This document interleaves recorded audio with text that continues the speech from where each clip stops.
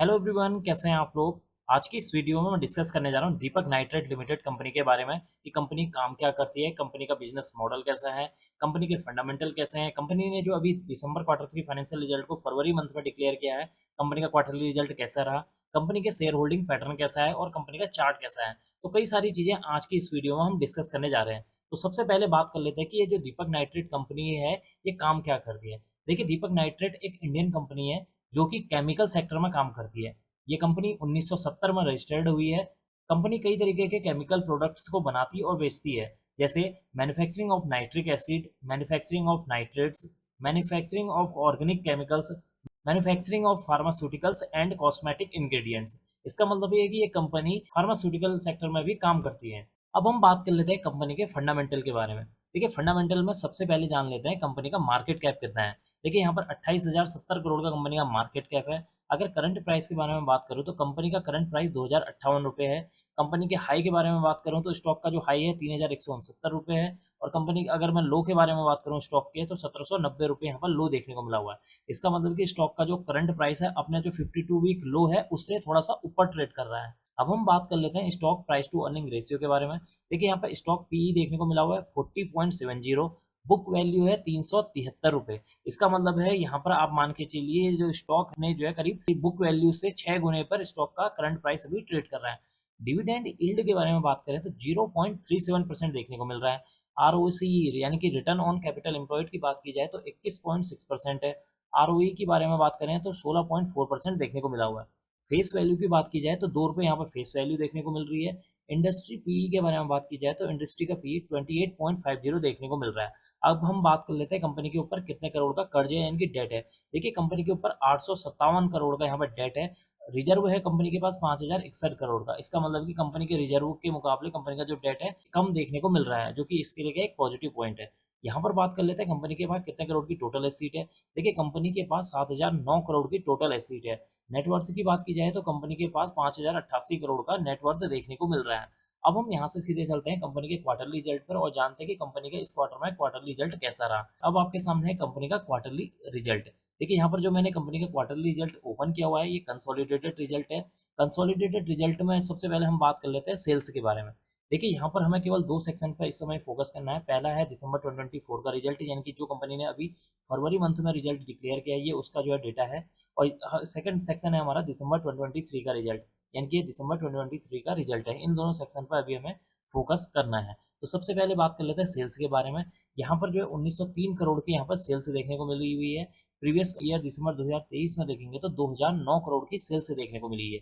यहाँ पर जितनी भी आपको ये अमाउंट नजर आ रही है, इस एक चीज का फोकस करना, ये सारी की सारी जो अमाउंट है यहाँ पर करोड़ में मेंशन है।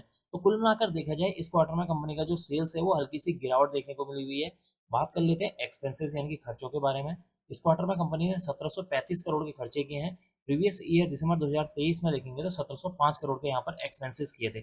इसका मतलब भी एक तरफ कंपनी की सेल्स में गिरावट देखने को मिल रही है, दूसरा इस क्वार्टर में कंपनी के जो एक्सपेंसेस हैं वो बढ़ते हुए नजर आए हैं, जो कि इसके लिए क्या टोटली एक निगेटिव पॉइंट है। बात कर लेते हैं ऑपरेटिंग प्रॉफिट के बारे में। देखिए, इस क्वार्टर में कंपनी ने 169 करोड़ का ऑपरेटिंग प्रॉफिट किया है। प्रीवियस ईयर दिसंबर 2023 में 305 करोड़ का यहाँ पर ऑपरेटिंग प्रॉफिट देखने को मिला हुआ है। इसका मतलब कि ऑपरेटिंग प्रॉफिट में भी एक अच्छी खासी गिरावट देखने को मिल रही है। बात कर लेते हैं ऑपरेटिंग प्रॉफिट मार्जिन परसेंटेज के बारे में। इस क्वार्टर में कंपनी का ओपीएम परसेंटेज 9% है। प्रीवियस ईयर दिसंबर 2023 में 15% ओपीएम परसेंटेज देखने को मिल रहा है।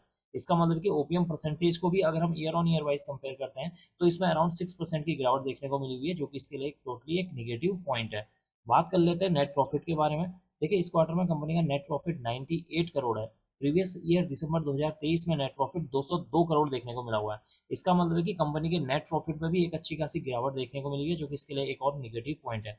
बात कर लेते हैं अर्निंग पर शेयर के बारे में। देखिए, इस क्वार्टर में कंपनी का ईपीएस 7 रुपीज 19 पैसे देखने को मिला हुआ है।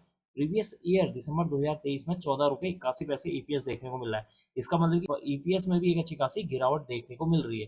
तो कुल मिलाकर देखा जाए इस क्वार्टर में कंपनी का जो रिजल्ट है वो थोड़ा सा निगेटिव साइड में जाता हुआ नजर आया है।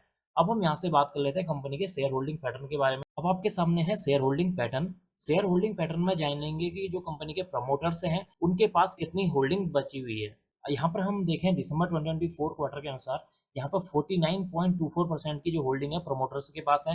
एफआईआई के बारे में बात करें तो एफआईआई के पास 6.59% की यहाँ पर होल्डिंग देखने को मिली हुई है। डीआईआई की बात की जाए तो डीआईआई के पास 23.22% की होल्डिंग मौजूद है।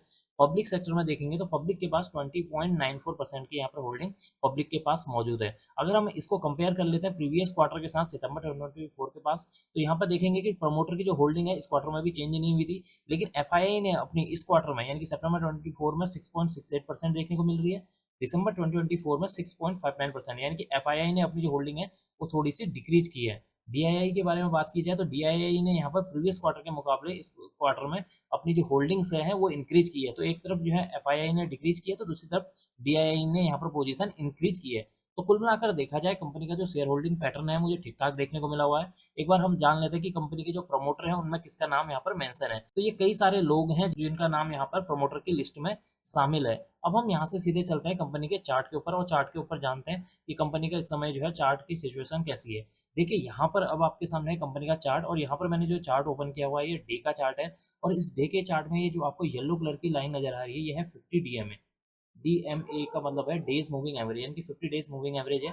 और ये ब्लू कलर की जो लाइन नजर आ रही है ये है 200 डीएमए की लाइन। तो यहाँ पर आप देख सकते हैं कि जो कंपनी का स्टॉक का प्राइस है अभी अपने 50 और 200 डीएमए के नीचे चल रहा है, जो कि इसके लिए क्या एक नेगेटिव पॉइंट है। और ये नीचे क्यों चल रहा है, क्योंकि जैसा कि मैंने अपने प्रीवियस वीडियोस में भी बताया है कि इस समय यानी कि आज डेट है 20 मार्च, 20 मार्च के दिन अगर आप देखेंगे पिछले जो है 5-6 महीने से जो निफ्टी है, बैंक निफ्टी है, या overall mid cap small cap है, उन सभी स्टॉक्स में गिरावट देखने को मिली हुई है, जिसकी वजह से इस स्टॉक के अंदर भी एक अच्छी खासी गिरावट देखने को मिली हुई है।